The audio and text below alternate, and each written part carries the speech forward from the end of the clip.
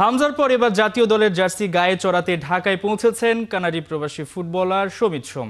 মঙ্গলবার রাতে হযরত শাহজালাল আন্তর্জাতিক বিমানবন্দরে এসে পৌঁছান তিনি। কানাডার ক্লাব ক্যাভালরি এফসির হয়ে সোমবারই খেলেছেন লিগ ম্যাচ, সেখান থেকে সরাসরি আসেন ঢাকায়। বিমানবন্দরে তাকে ফুল দিয়ে স্বাগত জানান বাফুফের নির্বাহী কমিটির সদস্য মঞ্জুরুল করিম। বৃহস্পতিবার প্রীতি ম্যাচে নেপাল আর 18 নভেম্বর ভারতের বিপক্ষে এশিয়ান কাপ বাছাই, এই দুই ম্যাচ সামনে রেখে চলছে হাভিয়ার ক্যাব্রেরার দলের প্রস্তুতি। দীর্ঘ ভ্রমণ ক্লান্তিতে বিশ্রাম নিয়ে বিকেলে অনুশীলনে যোগ দিতে পারেন আজকেই। এরই মধ্যে দলের সঙ্গে অনুশীলন করছেন হামজা চৌধুরী। এ নিয়ে কোচ হাভিয়ার ক্যাব্রেরা জানিয়েছেন, জীবন আমার গেল মিছে। With cute lemon soap.